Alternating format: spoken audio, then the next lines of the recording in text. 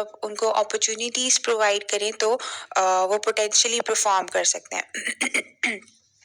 Third point is tolerance of differences.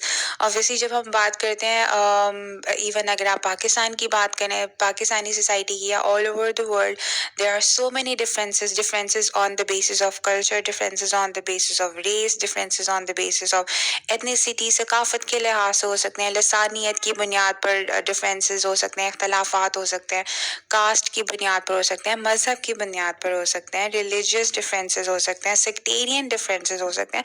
सो बहुत सारे differences हैं, नस्ली बुनियादों पर हो सकते हैं। सो एक दूसरे के डिफरेंसेस को जो है वो टॉलरेट करना सीखना भी है और सिखाना भी है।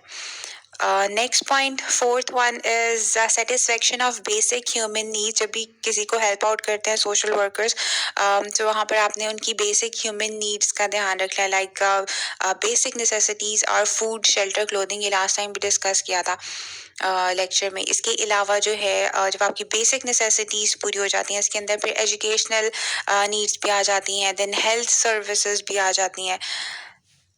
फिफ्थ पॉइंट इज लिबर्टी, आज़ादी, फ्रीडम होना चाहिए। आप किसी के स्लेव नहीं है, चाहे आप किसी के लिए, जिन लोगों के लिए आप काम करें, ठीक है, उनको भी पूरा का पूरा फ्रीडम या लिबर्टी है।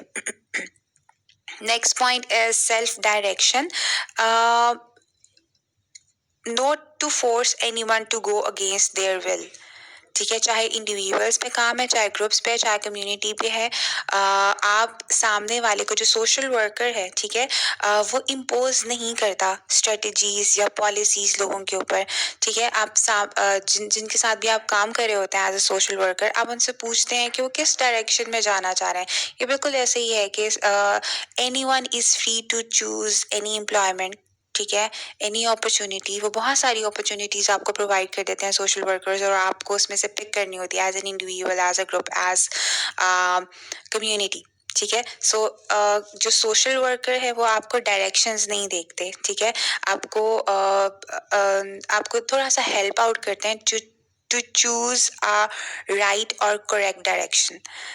Okay, next one is non-judgmental attitude। Okay, ये भी उसी बेस के ऊपर, जब आप डिफरेंसेस को टॉलरेट करना सीखेंगे और आपको जजमेंटल नहीं होना। जो सोशल वर्कर है वो कभी भी जजमेंटल नहीं हो सकता, वो सामने वाले को जज नहीं करेगा on the basis of religion, on the basis of culture. Like अगर आपका रिलीजन कुछ और है और आप जिस कम्युनिटी के ऊपर काम करें या सोशल वर्क करें या उनको रिहेबिलिटेट करें, उनका रिलीजन कुछ और है, ठीक है, तो आपको जजमेंटल नहीं होना।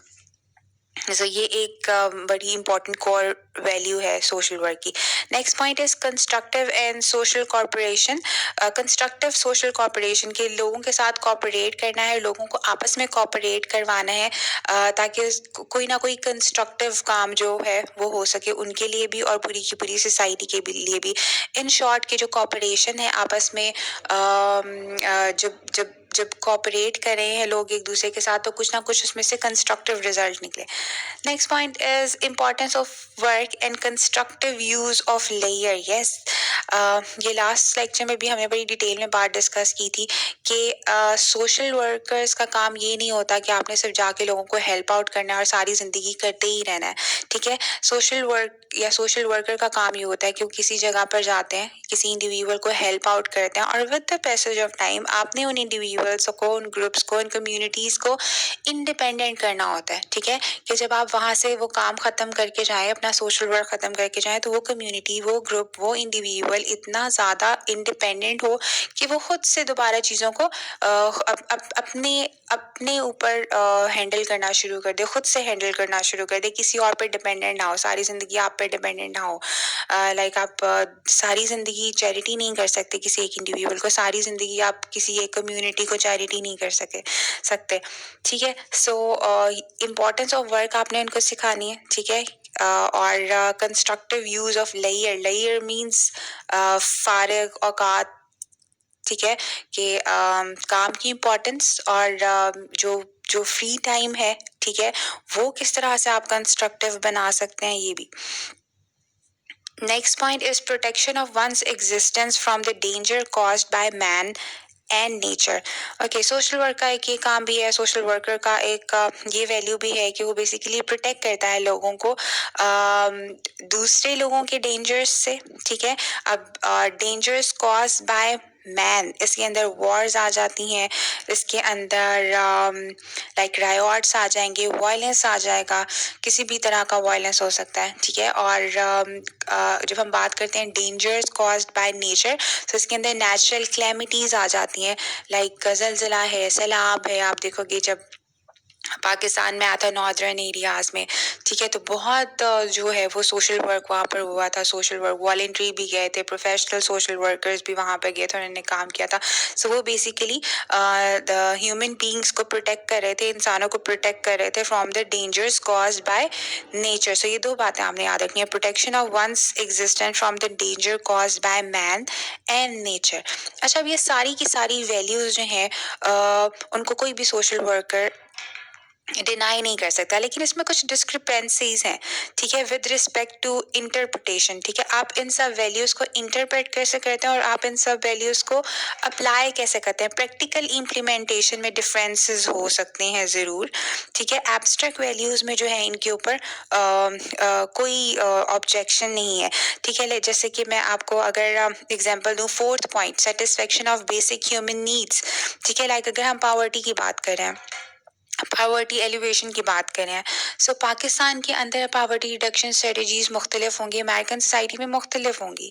ठीक है, पाकिस्तान में अगर हम बात करते हैं, जो 10th पॉइंट है आप इसको जब इंस्ट्रूमेंटल वैल्यू में चेंज करेंगे, जो 10th वैल्यू है, protection of one's existence from the danger caused by man.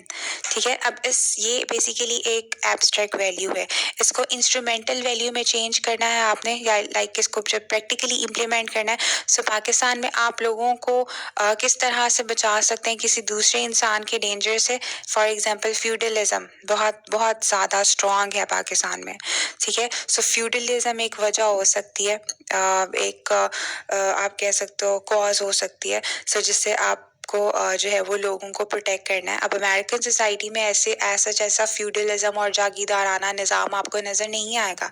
So that is why value तो दोनों सोसाइटीज़ में सेम रहेगी, लेकिन जब आप उसको इम्प्लीमेंट करेंगे, प्रैक्टिकल इम्प्लीमेंटेशन में आपने क्या स्ट्रेटेजी अप्लाई करनी है किसी इंसान को किसी दूसरे के डेंजर से बचाने के लिए, वो मुख्तलिफ होंगी, क्योंकि कल्चर मुख्तलिफ है, सोशल सेटअप मुख्तलिफ है, आपका सोसाइटी की गवर्नमेंटल स्ट्रक्चर मुख्तलिफ है, एंड ऑल दैट। सो मेरा ख्याल है इतना काफ़ी आज के लिए। सो नेक्स्ट हम फ़िलासफ़ी को ही कंटिन्यू करेंगे। सो फ़िलहाल आप इसको इतना देखें।